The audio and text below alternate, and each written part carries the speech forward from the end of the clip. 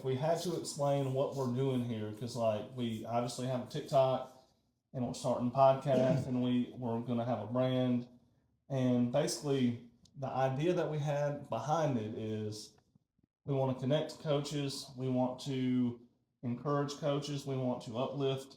Like our whole goal is not to go out and win state championships or, like I think that's obviously a goal, but not the ultimate goal of coaching. So I think that coaching is a brotherhood and a fraternity, and like it's interesting the amount of relationships you can have in coaching. So when we started this idea, it's just all about having fun and really kind of uplifting and highlighting the people that are out there to make an impact. So, is there anything you want to add on just that aspect of why we do it?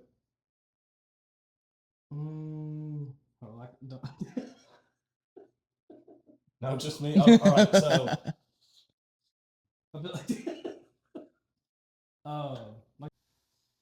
man, I feel like you said it best. That was good. I really like it. So,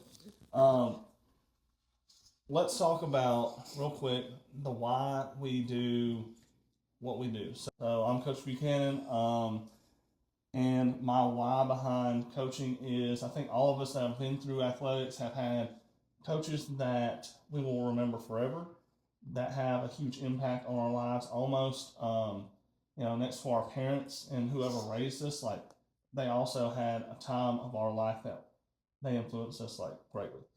So that's why I say coaching is like a fraternity, because we know that we're trying to improve and get the best out of people to make them good. Not only sons right now, but like maybe fathers one day, good husbands, good, wives, or whatever you're coaching, because we've all probably coached different stuff.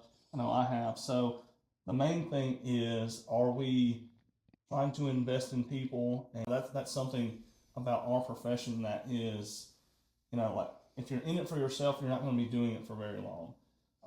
So if you're in it for other people, if you're in it to uplift people and help them in a time that they need to, lock in and get better at something, and instill in them some good qualities and character that they'll use, like I said, as they're adults, then I think that's the main purpose. So we'll go to you on what you think about, like, what is the why behind why you coach? I coach because I think it's cool that to be a part of something, because after you get done playing, you still have that wanting to be a part of a team, wanting to be a part of something.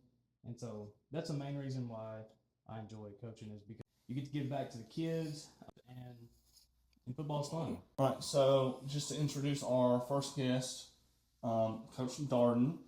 Right now, currently the wide receiver coach at Cumberland University, right? Yes, sir. Is there any other roles integrated into that title, or is that like your main title? That's the main title. I recruit a little bit, even though I don't have to specifically, and then I coach or teach part-time as well. So I'll typically teach 2 to 3 classes each semester. All right, so tell us about your why.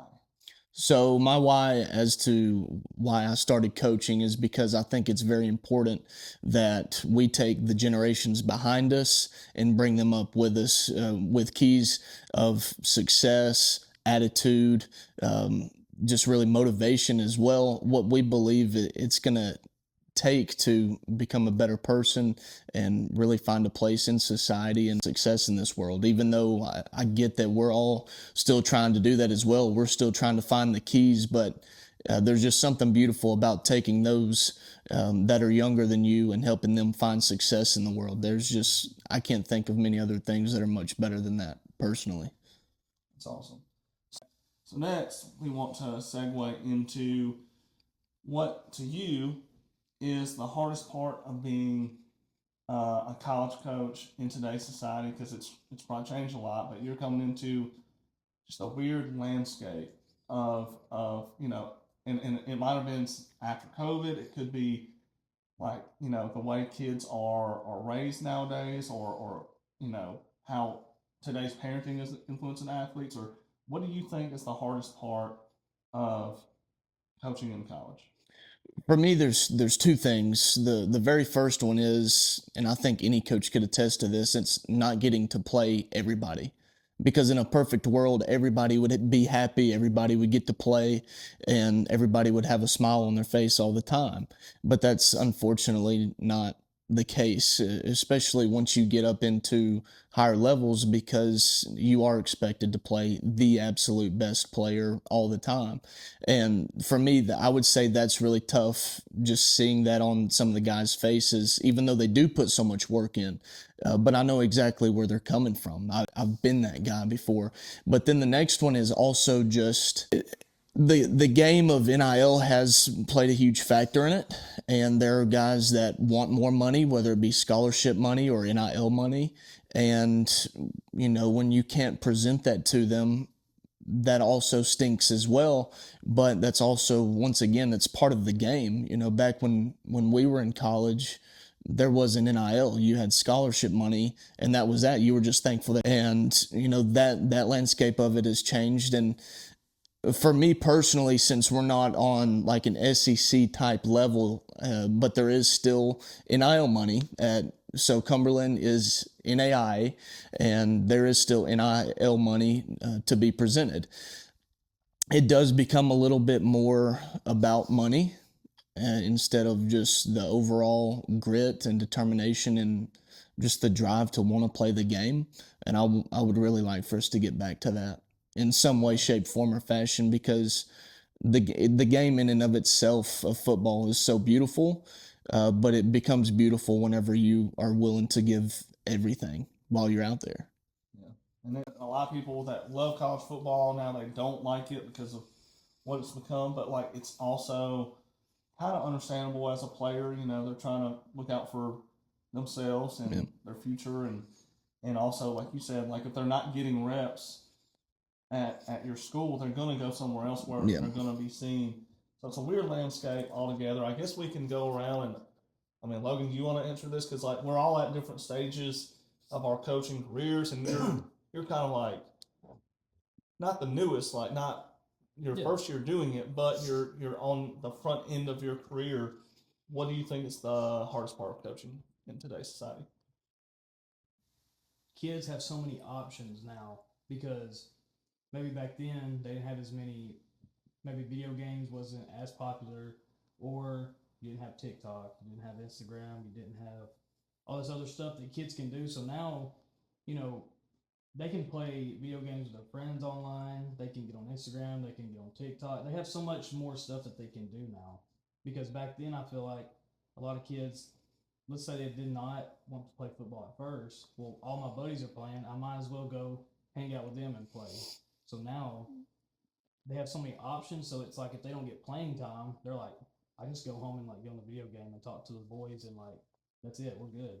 Yeah, that's true. Because like football is a lot of work. Specifically, a lot of sports are a lot of work, but specifically football, you're sacrificing a lot of time, your body, and like it takes a lot to have a winning program. Not just the starters. It takes a lot of people to invest a lot of time, and they might not be getting playing time. So it's like, how do you sell that to a kid of like, hey, we need you on the team, but you might not be getting a whole lot of reps on, a varsity, minutes or whatever. So it is a struggle because it's so easy to do those other things and it's very like instantly gratifying to go and play the game or go to hang out with your friends or do whatever. So I get that.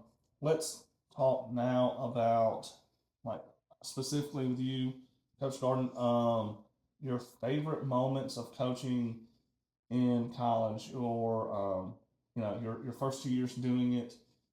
Maybe some highlights or like the coolest moment you've had. I would say the proudest moment I've had at Cumberland is whenever my receivers broke the single game receiving yards record at 388.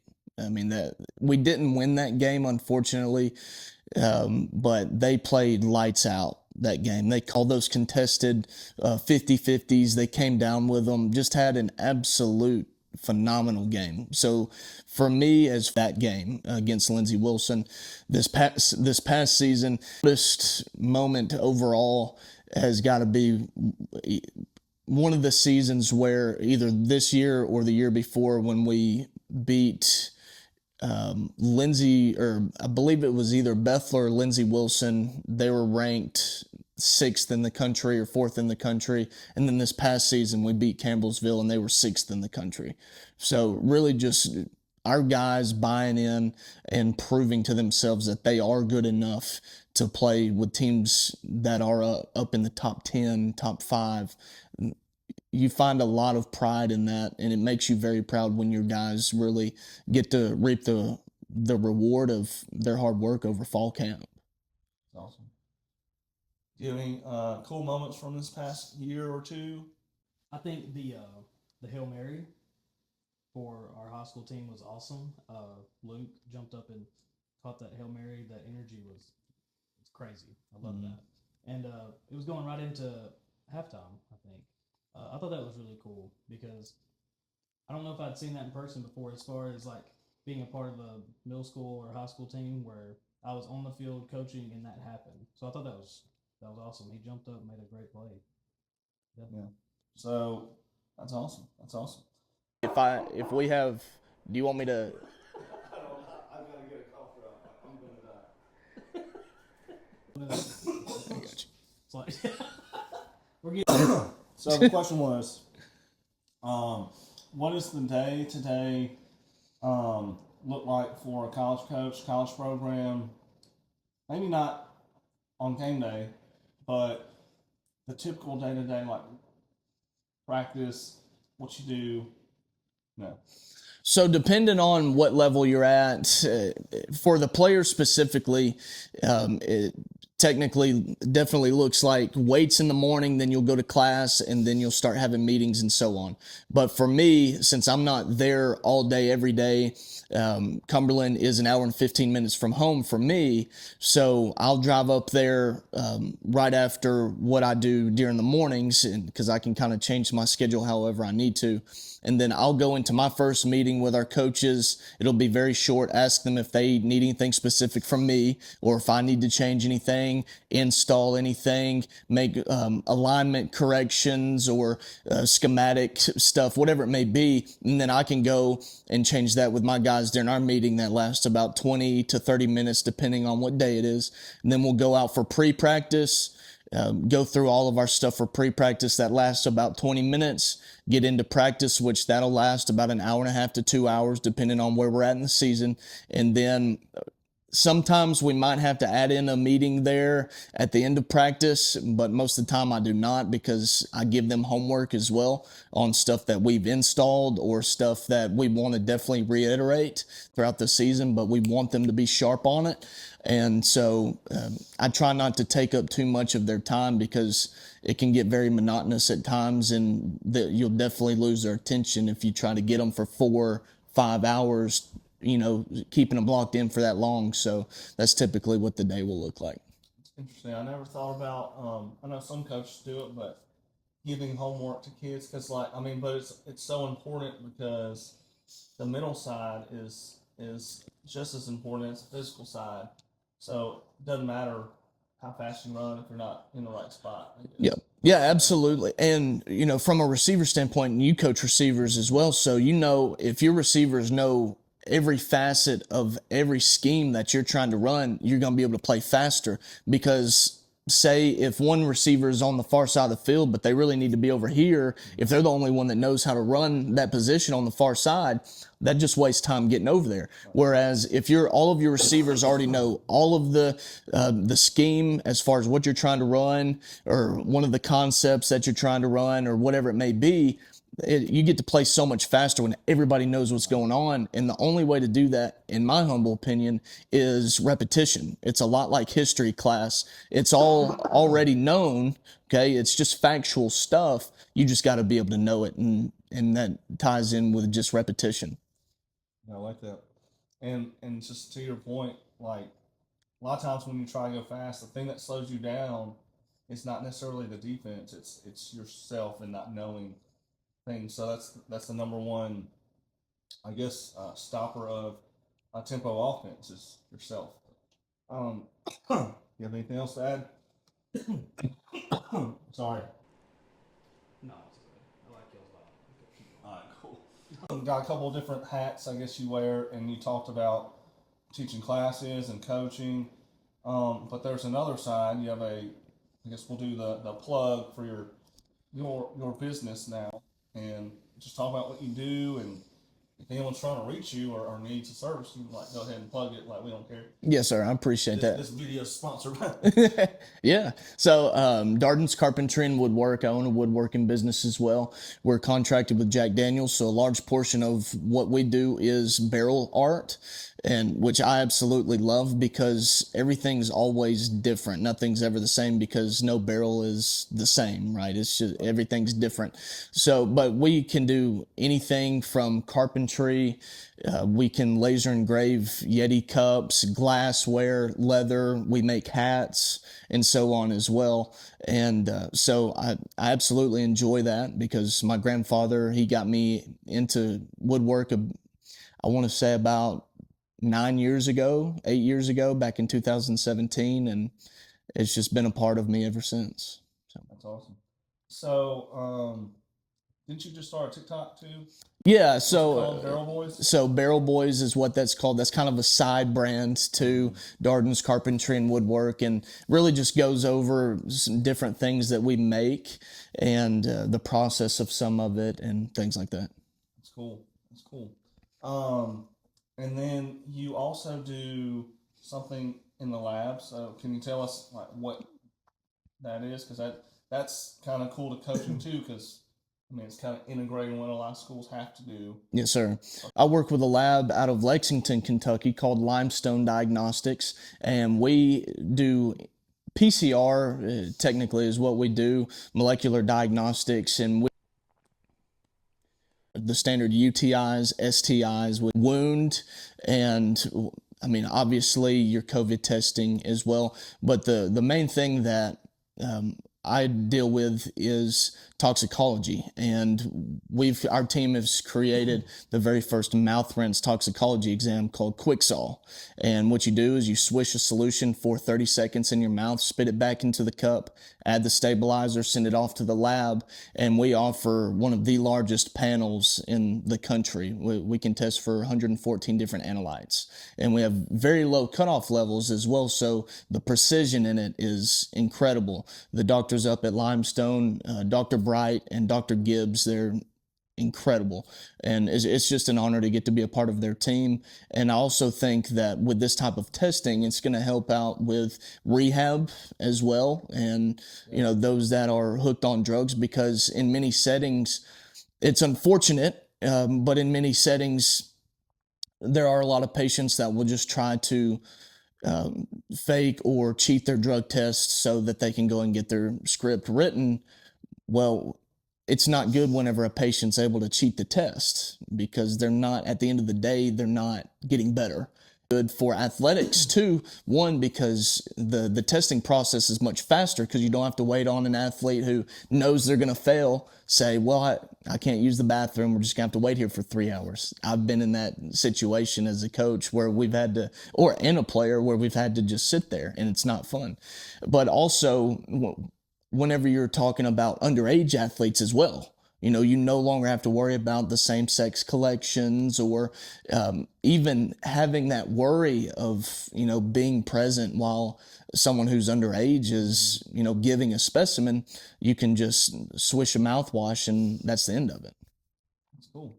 Yeah, there's a lot to that, because I know like not every school requires a drug test, but Correct. some schools do, and some schools will do it all together, and then sometimes I think some schools will do it randomly throughout the year, even after you've done a collective drug test, because I mean, if you know one drug test is going to come, you can pass that one, but when you do it randomly, it's a little bit different. So that's an interesting thing, because I mean, it does sound better, I guess, like objectively. Well, how long does it take y'all to run drug tests? I know you said that y'all have people come in, but if y'all tested, say, 15 athletes, and you only have so many athletes that can go in the restroom at a time, how long do you think that process would take? I mean, normally it takes a while, and I think we do it throughout our day. I think Mhm. sometimes they're being called out of a classroom or maybe in droves. And I know, like, I've seen it done in different ways. Like sometimes it'll be done like that at the start of the year, or sometimes we'll do it like you'll call everyone up and you'll say, "Hey, we're doing a drug test or we're doing our physical," and you'll be there and they'll try to do it. But it does take a while. I don't know how long specifically it takes, but it takes a minute. And so, like, I guess if you're calling kids out of class, I mean, you want them to get back to class Yeah. in the classroom as soon as possible. So I mean, it does take a while, and you can't fake that. You can't get Correct. someone else's urine and pass it off as your own in this scenario. So Yeah. that's an interesting thing. Well, to kind of segue from what you were saying, how it takes y'all a little bit. So Cumberland University was the first school to start using our product, and it was taking them somewhere around 2 hours to get the whole process done. Well, whenever they started working with us, we got done before we were supposed to get started. We got there 15 minutes early. All the athletes were already there. We stood them in a line. There were so I didn't get to be a part of it since I'm a coach. They don't want to deal with any of those things. So one of my partners, Kirk Rittenberry, he was there, and another athletic trainer stood there, watched them, and it took them less than 15 minutes to get everything completed. So you didn't have to take away from class time, didn't have to worry about sitting there all day, and the process is extremely easy. So is there you mentioned like a lot of different things that it tests for, Mhm. but what about the time limit of like this was the last time they did this drug or whatever? Standard What's drug, that? standard urine is Yeah. technically how far back. But to be on the safe side, just to under promise and over deliver, around 3 days is a good look back time. Guy thing? We need you to stay away. And that's what I am kind of afraid of though, because I've literally had clinics say, well, the patient can alter the exam, and we don't want to. Like that's how money hungry we've gotten in today's society, is where clinics are like, no, we want our patients to pass at whatever cost, even though they're not getting better, because we want to keep them as patients. Because if they test positive for meth, I think it's either the first time or few accounts, then they have to be discharged, and they don't get to be a patient anymore. So Wow. Well, to segue off of drugs, so you do a lot of different stuff. So like our backgrounds, obviously, single coach, ladies. Anyone watch?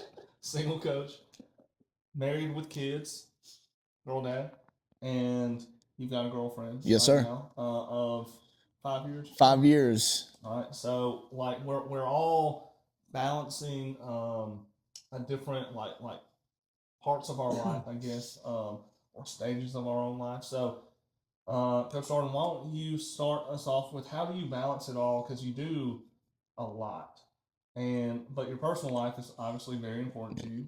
Girlfriend's very important to you. So, Yes, sir. how do you balance all that out, like with coaching? Well, so Cassidy is my girlfriend, and really just communication and making sure that I make time to make sure that she feels wanted and special is very key. But also her being okay with me having to be away, and and kind of fending for herself, because we really only get to spend a whole lot of time together on the weekends, because we are both so busy. But she's very understanding, especially while we're in season. But when we're out of season, I get a lot more time to spend time with her, and just go and do more fun things. But while we're in season, it is 7 days a week, as y'all know, and it does make it tough, but still, taking that time out to, go on at least 1 or 2 dates a week is very important, for sure. Yeah. And I think there's a very special place in heaven for like a coach's wife, coach's spouse, whatever, because, and we joke around about this all the time, like when football season rolls around, there's a lot of football widows that never get to see their husbands. Like it's just a funny little thing, but like essentially it puts a lot on whenever your spouse is gone and investing in other people, pouring in other people. They're not pouring into their relationship, their marriage, their kids, or whatever. And it's hard on a whole family. It's hard on a spouse, and it's just like a really tough thing to balance. But and a lot of times, as coaches, we are as a whole like chasing a win, chasing these little W's in a winning column, and that part does not really matter that much. But sometimes we get locked into that, and we get blinders on I guess the end result, and not the what's really important. And a lot of times we lose that, and we see it even at the high school level, at the college level. Like you just see all these people that are not putting what's in perspective. So what do you think? As a single male coach, how do you deal with I guess like having all that free time? Man, I know it's tough. it is tough, very tough. Some days I don't know how to do it, but just gotta keep going. Enjoy it while it lasts, I guess. It's like I'm sure there will be a time I'm enjoying it. that someone's gonna lock you down. If you know that you want to coach someday, for people that are going to be watching, or even if you are coaching and are single, it's going to be important to find someone who is very selfless and wants to see you live out your dream. But it's also going to be important for you to want your wife to live out her dream as well, because it would be very tough if someone constantly ringing your phone. When you gonna be home? When you gonna be home? When are y'all supposed to be back this weekend? What? But as far as my case, like you said, there's a special place for those people. I think there's a special place for my girlfriend in heaven, because she is such a selfless person, and she's just always there, always supportive, and it makes life so much easier. Yeah, I think it's like just for coaches' wives or coaches' husbands, because it goes both ways. Yeah. I know I'm lucky because I have a spouse that also coaches, so she gets it, and it probably works out perfect if being married to someone that coaches volleyball. It's like the same season, so we get it, and we get the grind, and we're both exhausted, and we both get it, and there's a little bit of empathy there. But it makes a lot more sense to someone that's been an athlete. Like if you marry someone that's been an athlete, they kind of get it. It's sometimes hard for people that have never done that before to see how much time, because they might not even believe it. They probably don't believe, oh, you got to mow the field, you got to paint the field, you got to do all this stuff, meet on Sundays or whatever. It's like they don't get it until they live it, and then they don't see it. Like, why? Because it's just a game, but really, it's more than a game. Like, yes, it's a life that you're building, and it's you're just trying to do something that's bigger than a game. It's just we're using this game to teach a lot of other different things as far as like character building things in kids or whatever. So that's just one of those things that like you cannot do what we do without like a strong partner. Oh yeah, absolutely, for sure. Next topic. If you were like, if people interviewed your former players or current players years down the road, and they said, what was it like playing for Coach Darden? What was it like being in his position group? What would you want them to say? Yeah, I'm not just saying this because it's in a podcast. This is my true answer. The number one thing is I would want them to say, I know that he really loved me. Because I don't think that word gets said enough in today's society, especially amongst men. You know what I'm saying? So I really want my guys to be able to look back and say, Coach Darden really loved me. He really cared about me, and he really wants to see me succeed in this world. That's by far the very first thing I want. The second one is he knew what was going on. He knew what needed to happen, and he prepared us the best that he possibly could. Those are my two biggest things that are going to be very important to me whenever I'm 60 and I see some of my old players and That would mean the world to me for them to be able to say stuff like that. It's cool. All right. Head Coach Sheen, what do you got? Mine would be pretty much the same because a lot of these kids, as I've been coaching, I realize some of these kids don't get that same love at home, maybe that some of us got growing up. Sometimes they don't have anyone at home to tell them, hey, I love you, I'm proud of you. And so I think that, like you said, I just want the players to know, like, hey, Coach Gene cared at the end of the day. I think that's a good answer. I think Coach Sheen does care. I do. He cares. I do care. So and you know, and it doesn't sound like it doesn't. It sounds so simple. Yeah. You know, when you take that, but like I feel like at some point, all of us got into it for that reason, like we talked about before, is like we want to be that person that was like that one guy that believed in this kid, and they're like, hey, this guy, he might be hard on me, he might yell at me or whatever, but at the end of the day, he wanted what was best for me, and he got that out of me. And I think that as I see like former players out and about, like it's so cool to watch people grow. It's so cool to watch them get married and have kids. And I never wanted to be that coach that like you see me out in a restaurant and you just put your head down and go because like how I treated you, because there's so many coachisms. You can watch like Indiana football and from Kurt Signetti, or he has so many coachisms when you ask him a question, and you might not remember everything that your coach said, but you remember how they made you feel. Yeah. And did you feel loved? Did you feel respected? Did you feel like you were better after they came into your life? I think that's important.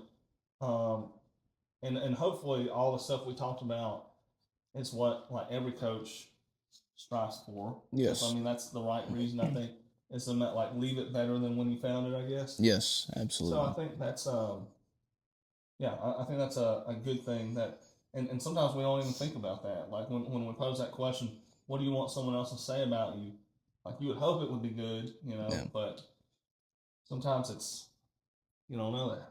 Well, also, just this is why, he's holding me accountable in this way. It's not just because he wants to be a jerk or he wants to dictate. There's a specific reason behind every action that my coach is taking. But the only way that they're going to know that is when we're communicating with them and saying, hey, this is why I'm doing this, and this is why it's going to make you better.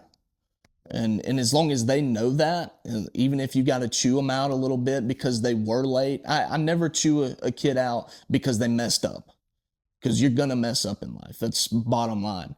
But when you don't give effort or you have a sorry attitude, those are two things that you can control every single time.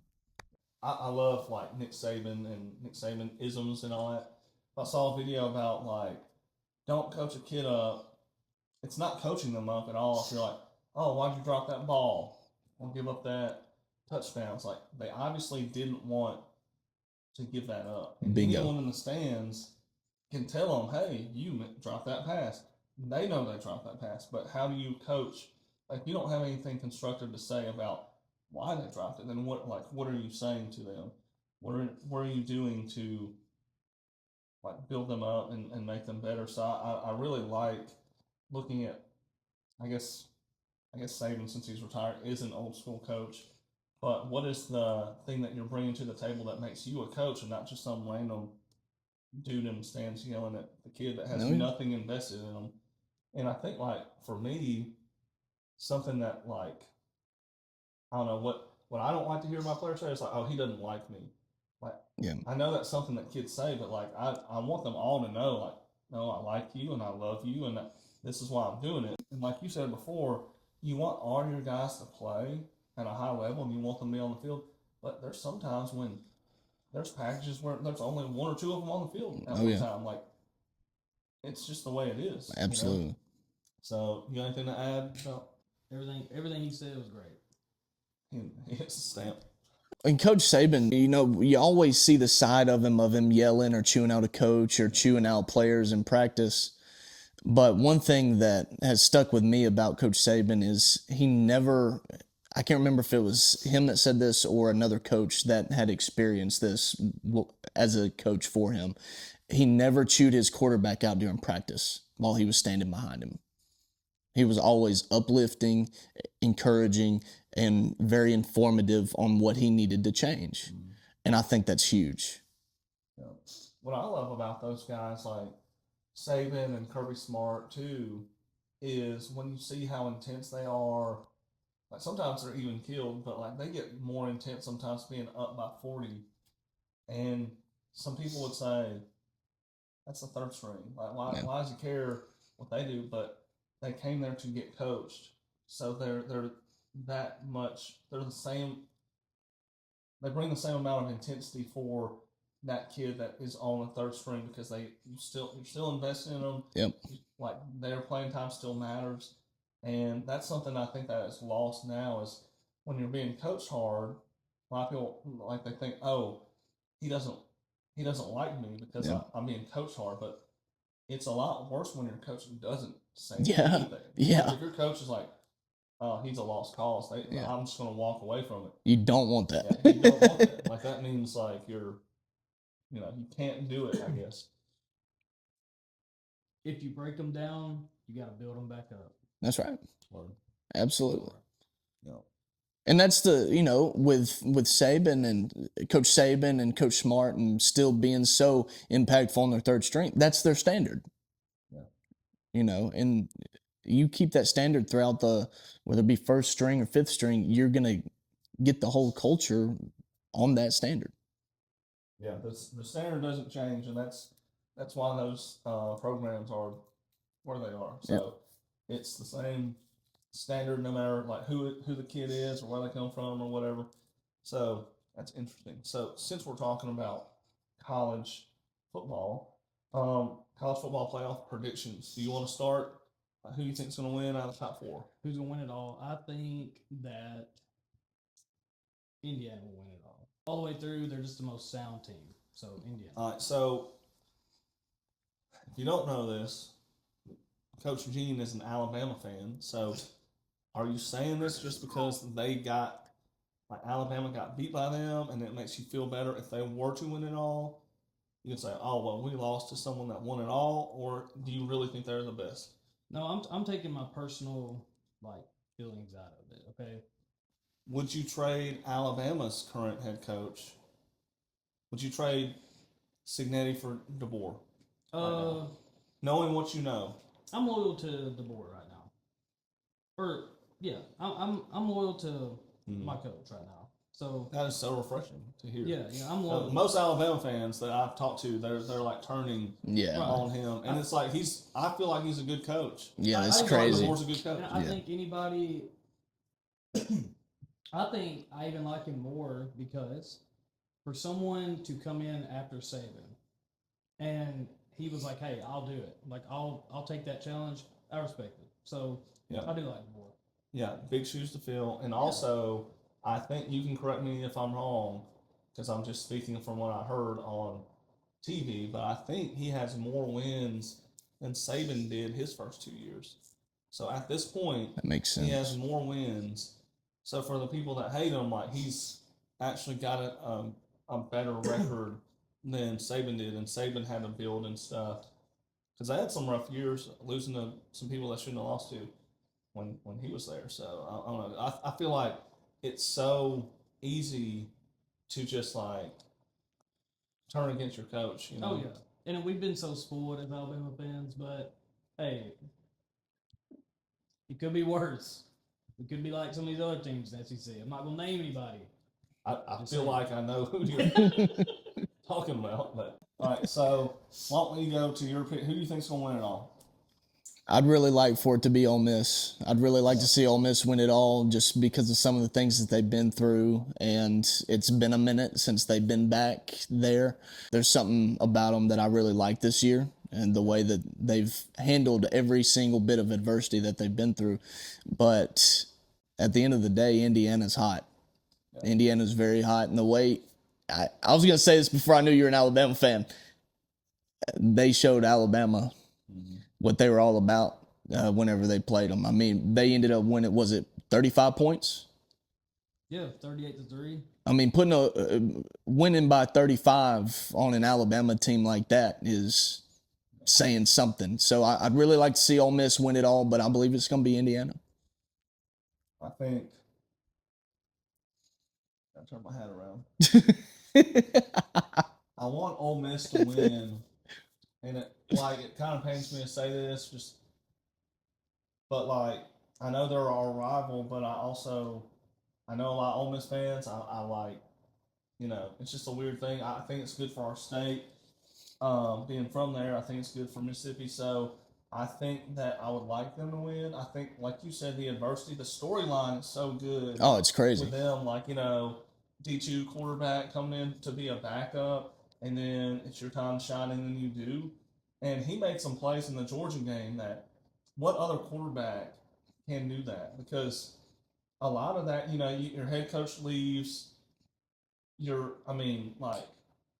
left guard missed a block, and he's just sitting here, just spinning around, just doing crazy things downfield, making and he had 3 plays in a row where he did that. crazy. And you're doing that, and some clock management stuff in the first half. I feel like if they get that fixed, I think they have the best quarterback that's still playing, and that's saying a lot because Indiana has the Heisman Trophy winner, but I feel like his line of tools as well. I feel like they have the best offensive line. Yep. That's still playing. But everyone looked pretty dominant. But Ole Miss going up against Georgia, it seems like that should build them some confidence in that, because I don't know what y'all think about this, but I thought there was a couple calls in that game that in the Ole Miss Georgia game that really, they get those calls late, because really the penalties were all on Ole Miss, or the non-calls went against them. So I'm like, I'm looking at this game as like a state fan that doesn't even care. I'm like, oh man, it seems like they got screwed over. Yeah. And they still won the game, and they still were resilient. So I think that's my pick. I don't know that they're the best team, but that's who I want to win. Yep. I could easily see Indiana winning because they've already beaten Oregon already, so it makes sense. So I don't know. Well, that's our pick. So is there anything else we need to discuss before we close out? Hope. Oh yeah, shout out Hope. Okay. Yeah, Obviously Cassidy too, but also my boys at Cumberland, Route Boys. So That's right. Shout out to them. I love you. Thank you for all you do, and hope you're ready for spring. Shout out Denny Wise. Shout out Abby. Shout out Jessica. If you know, you know. Yeah. If you know, you know. All right, I love that. So that was it. That wraps up the first episode. All right. Great. That was magical. All right. Did you press record? I did. Are you sure? Thank God I did. We hope you enjoyed this episode of Only Coaches Podcast. If you are a coach, player, former coach, former player, or you just love sports and feel like you have something to say, please message us, reach out. If you have some topics that you would like us to cover, please comment, message us. We'll try our best. Thank you. Look forward to hearing from you.